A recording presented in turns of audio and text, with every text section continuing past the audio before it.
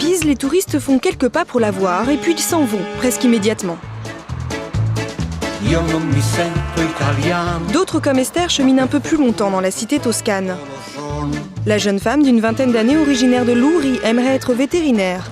Il y a 3 ans, elle a choisi de s'inscrire à l'université italienne plutôt que française pour des raisons purement pratiques. En France, il faut faire 2 ans de préparation et ensuite 1 an de concours. Et si on n'a pas le concours au bout de 2 fois, on ne sera jamais veto, donc c'est assez stressant. Alors en Italie, par contre, il y a un concours en septembre. Si on l'a pas, on peut le repasser l'année d'après. On peut même le passer 3 fois sans qu'il y ait de problème. En venant ici, d'autres renouent avec leur histoire personnelle. C'est le cas de Flavia, 18 ans, bastiaise. Petite, elle était à Pise aux côtés de sa mère qui était étudiante tout comme elle aujourd'hui. En attendant, partir de Corse, cela veut dire écrire une autre page de sa vie.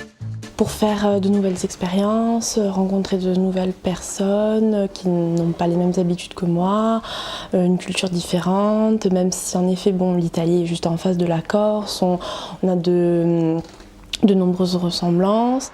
Plus de 50 000 personnes fréquentent les cours de l'université pisane. Parmi eux, on trouve tous les ans une trentaine d'étudiants français. Les Corses représentent seulement 3% de cet effectif hexagonal. Les présidents des facultés corse et toscanes aimeraient changer la donne. Leur projet, mettre en place des cursus communs, créer un laboratoire de recherche transfrontalier et renforcer les échanges d'étudiants et de professeurs. Le tout serait possible si les 2 universités s'associaient. Nous avons proposé un programme de coopération transfrontalier, c'est-à-dire qui regroupe quelques universités continentales associées à l'université de Corse et des universités italiennes pour justement avoir une structure qui permettra justement d'accéder à des financements européens particuliers. L'université est née en 1343. Les élites insulaires sont venues se former en masse jusqu'au XIXe siècle en droit et en médecine plus particulièrement. Puis, la domination française de l'île leur a fait préférer les facultés continentales. Les Corses ont tout de même laissé leur empreinte à Pise. Nous sommes devant un des principaux témoignages de la présence corse à Pise, l'école normale supérieure créée par Napoléon Bonaparte en 1810. Son père, Carlo, et son frère, Joseph, se sont d'ailleurs successivement diplômés ici en droit. Leur diplôme est conservé aux archives d'État de la ville. Relations politiques, formation des élites corses, échanges commerciaux, religieux, des milliers de documents attestent de la relation séculaire entre la Corse et la cité toscane. Ils sont conservés dans cette ville. Les archives d'État de Pise sont les premières à être créées après l'unité italienne. Des fonds médiévaux modernes, de l'an 1000 au XIXe siècle, on y trouve des kilomètres de documents, 25 000 parchemins.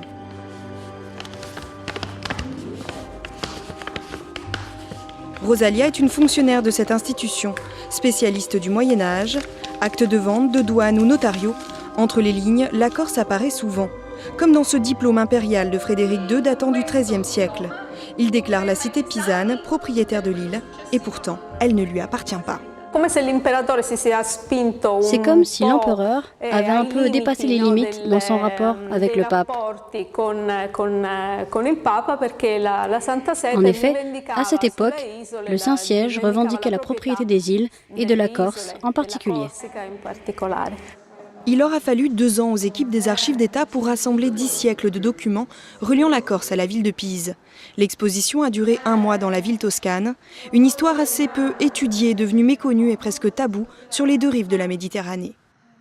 Pendant la Seconde Guerre mondiale, en raison de l'invasion italienne de la Corse en pleine période fasciste, une fracture s'est produite entre l'Italie et la Corse.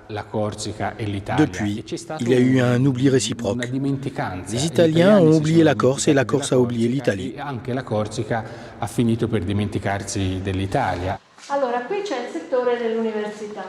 Lesia connaît et participe à cette histoire commune entre son île et son pays d'adoption. À 27 ans, elle perpétue la tradition de l'élite corse formée en Italie. Après un début de cursus parisien, elle s'est diplômée à Milan.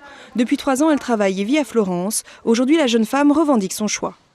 J'ai eu plus de facilité à m'adapter à l'Italie qu'à Paris et je pense que voilà que d'étudier dans ce contexte, dans ce pays, c'est aussi nous réapprendre notre culture méditerranéenne et une partie de notre histoire. Donc j'ai eu une facilité, j'ai eu aussi la possibilité de redécouvrir une partie, je pense, vraiment de ma culture et de ma propre identité.